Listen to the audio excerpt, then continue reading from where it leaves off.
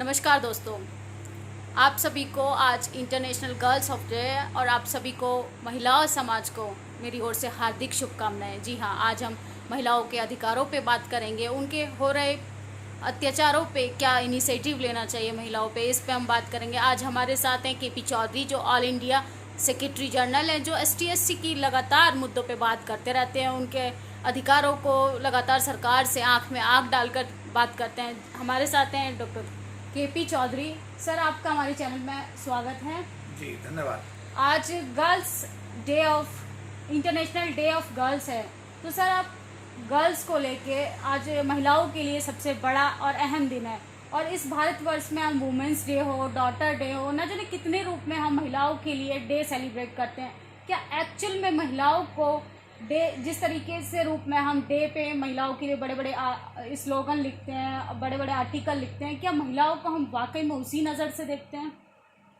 देखिए, सबसे पहले तो मैं आज अंतर्राष्ट्रीय जो महिला दिवस है, मैं पूरे विश्व की महिलाओं को इस शुभ अवसर पर अपनी शुभकामनाएं प्रेषित करता हूं। और जैसा अभी सवाल आपने उठाया है कि आज क्योंकि महिला दिवस है, महिलाओं के उत्थान से जुड़े हुए सभी बिंदुओं पर आज पूरे विश्व में चर्चा होना एक स्वाभाविक प्रक्रिया है। और हमारे देश में भी महिलाओं का एक विशेष स्थान हमेशा माना गया है।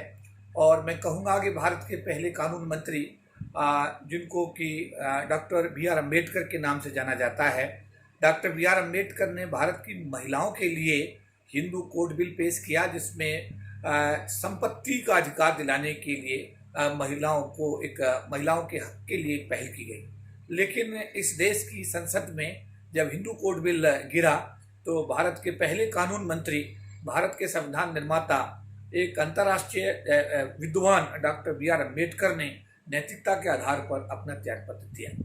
तो क्योंकि आज हम महिला दिवस, अंतर्राष्ट्रीय महिला दिवस के उपलक्ष्य में बात कर रहे हैं, तो निश्चित रूप से मैं यही कहूँगा कि आज हमारे पूरे विश्व को ये संकल्प लेना चाहिए, विशेष रूप से भारत सरकार को संकल्प लेना चाहिए कि हमारी हर बेटी स्कूल जाए, हर बेटी स्कूल में शिक्षा प्राप्त करे। क्योंकि जब एक माँ पढ़ी लिखी माँ होगी और जब जब बच्चों को जन्म देती है, तो पहले संस्कार माँ से ही बच्चों में आते हैं। इसलिए हर बच्ची का, हर महिला का साक्षर होना बहुत आवश्यक है। तो सरकार से मैं आज मांग करूंगा कि इस अंतर्राष्ट्रीय महिला दिवस के इस शुभ अवसर पर सरकार ये सुनिश्चित करे कि भारत की हर बच्ची, भारत की हर महिला साक्षर हो, उसे पढ़ने का अवसर मिले, वो स्कूल जाए, स्कूल जा करके उसको प्रॉपर एजुकेशन मिले, जिससे कि वो अपने परिवार को अच्छी तरीके से संभाल सके, अपने बच्चों को अच्छी शिक्षा दे सके।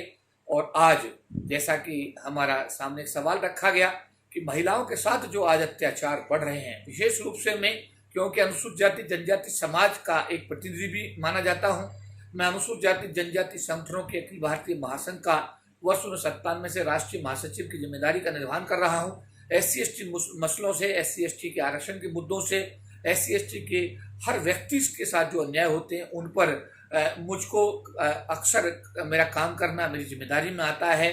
तो जैसा अभी पिछले दिनों एक के बाद घटनाएं हुई हैं, और जिसमें बलात्कार के बाद हत्याएं, हैदराबाद में डॉक्टर के साथ उनका बलात्कार करके उसकी हत्या कर दी जाती है। हालांकि वहाँ जो सरकार थी, उन आरोपियों को एनकाउंटर करके मार दिया जाता है। ऐसी ही घटना अभी अलीगढ़ के हाथरस के अंदर हुई है। वहाँ पर भी उस दलित बेटी के साथ में अनाचार किया गया, उसके साथ बलात्कार किया गया, और उसके बाद उस लड़की की मृत्यु होने के बाद में पुलिस प्रशासन द्वारा जिस बेरहमी के साथ भारतीय संस्कारों को एक तरफ रखते हुए इस तरीके से उसका अंतिम संस्कार किया गया, ये वाकई पूरे देश के एक एक व्यक्ति को, एक एक महिला को, पूरे देश को हिला करके रख दिया है। मैं ये कहूँगा कि ऐसी सब चीज़ों से हम लोगों को परहेज करना चाहिए। देश की हर बेटी हमारी बेटी हो, हर महिला के प्रति हमारे मन में सम्मान हो, हर महिला के प्रति हमारा जब सम्मान होगा, तो इस देश के अंदर जो एक माँ, जिसका कि महत्वपूर्ण रोल है, जो पूरे परिवार की एक बैकबोन मानी जाती है, तो उससे उस परिवार का जब विकास होगा, उस परिवार जब आगे बढ़ेगा, तो उससे देश का विकास होगा। इसलिए मैं आज इस मौके पर यही कहूँगा कि सरकार इस बात को सुनिश्चित करे कि किसी बेटी के साथ अत्याचार ना हो, किसी महिला के साथ कोई अत्याचार ना हो, कोई बलात्कार ना हो।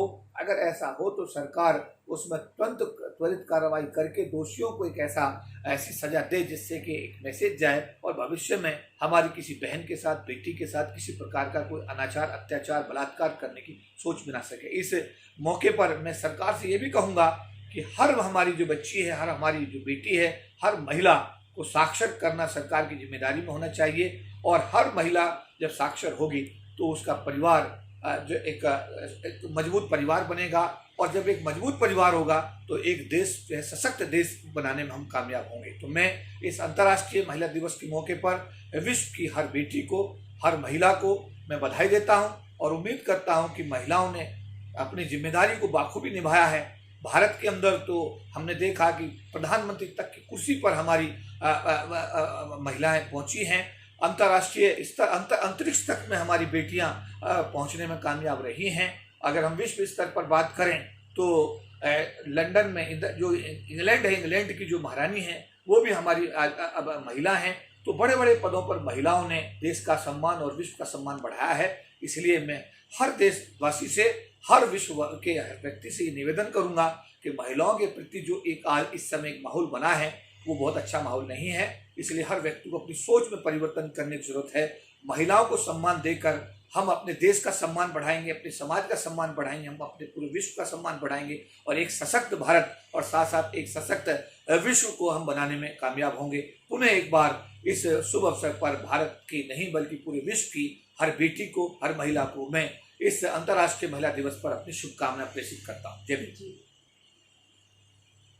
केपी सर, क्या आपको लगता है कि महिलाओं की अगर हम बात करते हैं, सवर्ण महिलाओं के लिए तो हर कुछ आसान तरीके से मिल जाता है, एक बहुजन समाज की महिलाओं के लिए उनको जातिगत स्तर पे भी लड़ना पड़ता है और न जाने ऐसे कितने संघर्षों का सामना करने के बाद उनको शिक्षा, एक बेसिक स्कूल जाने पे उनको तब जाके इतने संघर्ष के बाद उनको जीवन यापन करना पड़ता है। और उसके बाद भी हमारा समाज का जो दोहरा चरित्र सामने आता है कि यहाँ पे इंसाफ भी जाति के आधार पे मिलता है। अभी हाथरस कांड हो चाहे बलरामपुर हो, क्या आपको लगता है अगर वो महिलाएं जाति, उस जाति, विशेष जाति से नहीं आती तो क्या उनको इंसाफ जल्दी मिलता? हाँ, निश्चित रूप से भारत के बारे में ये बात बिल्कुल प्रसिद्ध है और ये बात बिल्कुल सर्वविदित है कि भारत की भूमि में सांस लेने वाला हर व्यक्ति जातिगत भावना से ग्रस्त है। और इस देश के अंदर जो परिचय होता है, जैसा आपने कहा कि मेरा नाम केपी चौधरी है तो मेरा परिचय होगा कि सर आपका शुभ नाम केपी चौधरी, आप कहाँ के रहने वाले? मैं बुलंदशहर उत्तर प्रदेश का रहने वाला हूँ। तो आप तो जाट होंगे। तो जब उसको कहा जाता है कि नहीं मैं जाट नहीं हूँ, मैं शेड्यूल कास्ट हूँ, तो उस आदमी का नजरिया इतने तेजी से बदलता है और ऐसा बदलता है कि जैसे मेरिट अगर 100 नंबर पर चल रही हो तो मेरिट माइनस में चली जाती है। और रही बात हमारे अनुसूचित जाति जनजाति समाज की महिलाओं की, तो देखिए मैं बहुत जिम्मेदारी के साथ ये बात कहता हूं कि हमारी महिलाओं के साथ यानी अनुसूचित जाति जनजाति महिलाओं के साथ में हर स्तर पर अन्याय व्यापक स्तर पर होता है। हमारी महिलाएं खेतों में काम करने के लिए गांव में जाती हैं तो उनके शरीर का दोहन शोषण किया जाता है। उनको घास अगर उनको काटनी है तो उसके बदले में उनको उनके साथ जो अनाचार अत्याचार होता है। और मैं ये कहूँगा कि जैसा आपने कहा कि कल अगर हाथरस की बेटी अगर सामान्य जाति की रही होती, किसी ब्राह्मण समाज की रही होती, किसी दूसरे समाज की रही होती, तो उसके बारे में ऐसा माहौल जो बनाया गया वो माहौल नहीं बनता।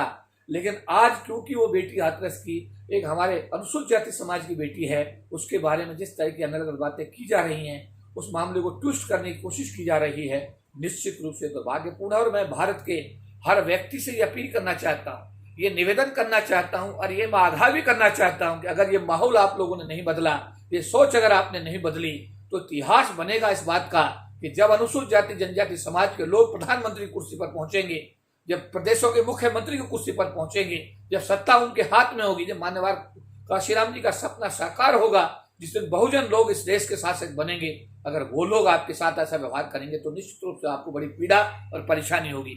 इसलिए उस बात को समझते हुए आप लोग अब सत्ता में हैं, देश के संसाधनों पर आपका कब्जा है, देश की सत्ता पर आपका कब्जा है।